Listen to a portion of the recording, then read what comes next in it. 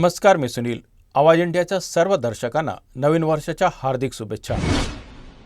नवीन वर्षाच्या सुरुवातीलाच मुंबईकरांना अनपेक्षित पावसाचा सरप्राईज मिळाला असून काही भागात रिपरिप सुरू आहे. एकीकडे संपूर्ण महाराष्ट्रात थंडीचा जोर वाढत असताना मुंबई, कोकण आणि किनारी भागात रात्री पहाटे थंड वारे वाहत आहेत, तर दिवसा उष्णता जाणवत आहे. मराठवाडा आणि उत्तर महाराष्ट्रात किमान तापमान 10 अंशाच्या खाली घसरलं असून परभणीत 6.8 अंश सेल्सिअसची नोंद झाली आहे. हवामान खात्यानं पुढील 4 दिवस राज्यात थंडी कायम राहण्याचा इशारा दिला असून अनेक भागात दाट धुक्यामुळे नागरिकांनी आणि वाहन चालकांनी सावधगिरी बाळगण्याचं आवाहन केलं आहे. पुणे जिल्ह्यातील भीमा कोरेगाव येथे आज 1818 साली झालेल्या ऐतिहासिक लढाईच्या स्मरणार्थ 208वा शौर्य दिन साजरा केला जात आहे. देशभरातून तसेच परदेशातूनही मोठ्या संख्येने अनुयायी विजयस्तंभाला अभिवादन करण्यासाठी दाखल झाले आहेत. या पार्श्वभूमीवर पुणे ग्रामीण पोलिसांकडून कडक सुरक्षा व्यवस्था तैनात करण्यात आली आहे. परिसरात मोठ्या प्रमाणावर पोलीस बंदोबस्त, सीसीटीव्ही देखरेख तसेच ड्रोनद्वारे नजर ठेवण्यात येत आहे. शौर्य दिनानिमित्त विविध राजकीय नेत्यांनी विजयस्तंभाला भेट देत अभिवादन केलं. उपमुख्यमंत्री अजित पवार, वंचित बहुजन आघाडीचे नेते प्रकाश आंबेडकर यांच्यासह इतर मान्यवरांनी येथे उपस्थिती दर्शवली आहे.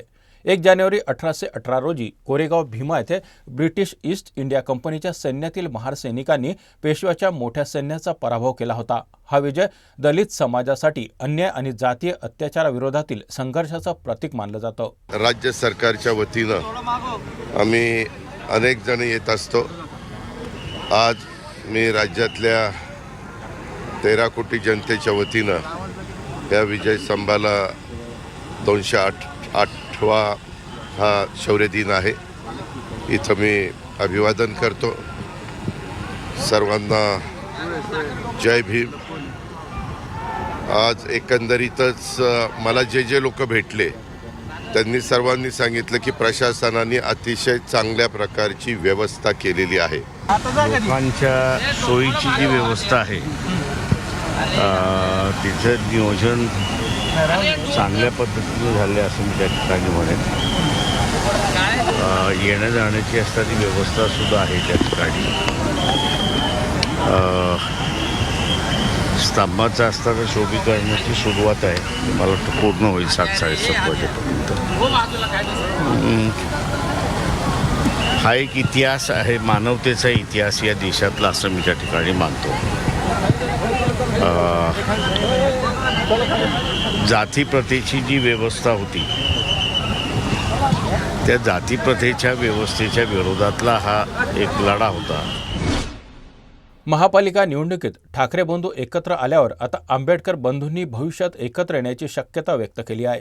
यावर प्रतिक्रिया देताना आनंदराज आंबेडकर म्हणाले की आंबेडकरी चळवळ वाढवण्यासाठी आम्ही प्रयत्न करत आहोत आणि योग्यवेळी प्रयत्नानंतर दोन्ही भाऊ एकत्र येऊ शकतात. आनंदराज आंबेडकर सध्या एकनाथ शिंदे यांच्या शिवसेनेसोबत आहेत. मात्र युतीत न मिळालेल्या महत्त्वाच्या जागांमुळे कार्यकर्त्यांमध्ये नाराजी आहे. आम्हाला हवी असलेली जागा मिळाली नाही, पण युतीचा धर्म पाळत प्रयत्न सुरू ठेवू, असं ते म्हणाले. दोन्ही आंबेडकर भाऊ तात्विक दृष्टिकोनात भिन्न असले तरी चळवळीसाठी योग्यवेळी एकत्र येण्याची शक्यता आहे. शिवाय मुंबईत 25 वर्ष सत्ता असूनही मराठी माणसाची परिस्थिती बदललेली नाही. यामुळे फक्त सत्ता मिळाल्याने समस्यांचं समाधान होणार नाही. आनंदराज आंबेडकर यांनी रामदास आठवलेंनाही टोला लगावला आणि योग्य माणसाला महापौरपदी बसवण्यावर जोर दिला. राज्यातील 29 महानगरपालिकांच्या निवडणुकीसाठी हजारो उमेदवार रिंगणात आहेत. भाजपने सर्व महानगरपालिकांमध्ये आपले उमेदवार उभे केले असून आता प्रचाराला सुरुवात होणार आहे. मुख्यमंत्री देवेंद्र फडणवीस या निवडणुकीतील गेम चेंजर ठरणार आहेत. फडणवीस पुढील काही दिवसात 40 ते 45 सभांचा प्रचार करतील. मोठ्या महानगरपालिकांमध्ये ते दररोज 3 ते 4 सभा घेणार आहेत, तर लहान शहरांमध्ये प्रत्येकांसाठी 1 सभा घेणार आहेत. मुंबई, पुणे, पिंपरी चिंचवड, ठाणे, नवी मुंबई, नाशिक, नागपूर आणि छत्रपती संभाजीनगर यासारख्या मोठ्या शहरांमध्ये 2पेक्षा जास्त सभांचं आयोजन करण्यात येणार आहे. पूर्वी झालेल्या स्थानिक स्वराज्य संस्थांच्या निवडणुकांमध्ये फडणवीस यांनी मोठ्या प्रमाणावर सभा घेतल्या होत्या आणि या निवडणुकीतही ते सक्रिय प्रचार करणार आहेत. निवडणूक आयोगानं निवडणूक वेळापत्रक जाहीर केले असून 3 जानेवारीपासून प्रचार सभेला सुरुवात होणार आहे. 15 जानेवारी रोजी मतदान आणि 16 जानेवारी रोजी मतमोजणी होणार आहे. पुढील 12 ते 13 दिवसांमध्ये फडणवीस आणि इतर प्रमुख नेत्यांच्या सभांचं आयोजन अपेक्षित आहे, ज्यामुळे भाजप आणि त्यांच्या मित्रपक्षांना फायदा होण्याची शक्यता आहे.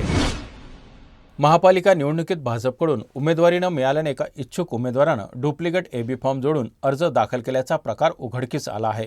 मुंबईतील वार्ड क्रमांक 173 मध्ये हा प्रकार घडला असून शिल्पा केळुसकर यांनी असा डुप्लिकेट एबी फॉर्म वापरल्याची तक्रार मुंबई भाजप अध्यक्ष आमदार अमित साटम यांनी केली आहे. शिल्पा केळुसकर या वार्ड क्रमांक 137 मधून भाजपकडून इच्छुक होत्या.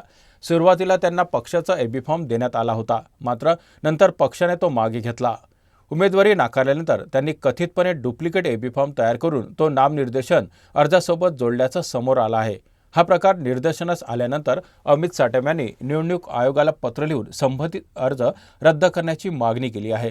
प्रकरणाची चौकशी करून आवश्यक ती कारवाई करावी अशी मागणी भाजपकडून करण्यात आली आहे. भाजपने महापालिका निवडणुकांमध्ये दमदार सुरुवात करत केडीएमसी निवडणुकीत विजयी सलामी दिली आहे. राज्यभरातून भाजपचे एकूण 6 उमेदवार बिनविरोध निवडून आले असून त्यातील 3 उमेदवार केडीएमसीतून आहे. विशेष म्हणजे कल्याण डोंबिवलीतील तिन्ही विजयी उमेदवार महिला असून भाजपच्या विजयाचं खातं महिलांनीच उघडलं आहे. भाजप प्रदेश अध्यक्ष रवींद्र चव्हाण यांच्या नेतृत्वाखाली केडीएमसीतील प्रभाग क्रमांक 18 मधून रेखाताई चौधरी, प्रभाग क्रमांक 26 क मधून असावरीताई केदार नवरे आणि प्रभाग क्रमांक 26 ब मधून रंजना मितेश पेनकर या तिन्ही महिला उमेदवार बिनविरोध नगरसेविका झाल्या आहेत.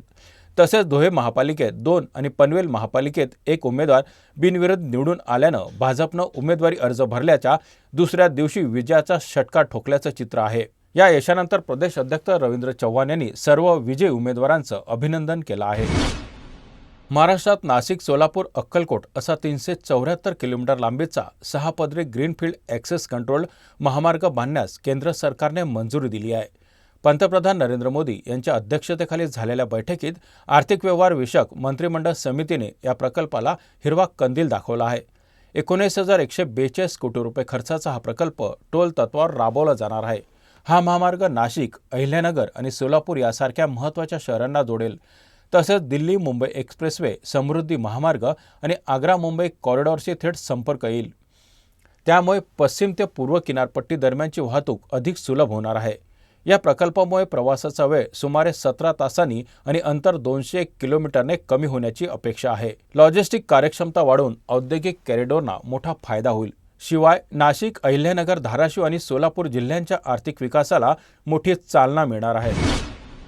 आजपासून नवीन वर्षाची सुरुवात झाली असून वर्षाच्या पहिल्या दिवशी राज्यभरात भक्तिमय वातावरण पाहायला मिळत आहे.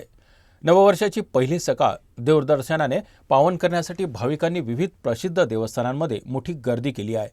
तुळजापूर येथील श्री तुळजाभवानी देवीच्या मंदिरात पहाटेपासून भाविकांच्या रांगा लागल्या असून देवीच्या दर्शनासाठी मोठा उत्साह दिसून येत आहे. तसेच विदर्भाची पंढरी म्हणून ओळख असलेल्या संत गजानन महाराजांच्या शेगाव येथील मंदिरातही नववर्षाच्या निमित्तानं भाविकांची मोठी गर्दी जमली आहे. दरम्यान शिर्डीतील साईबाबा मंदिरातही नववर्षाच्या पहिल्याच दिवशी देशभरातून आलेल्या भाविकांनी दर्शनासाठी हजेरी लावली आहे. पंढरपूर येथे श्री विठ्ठल रुक्मिणी मंदिराला नववर्षानिमित्त तब्बल 2 टन फुलांनी आकर्षक सजावट करण्यात आली असून मंदिर परिसर भक्तिमय वातावरणाने नटला आहे.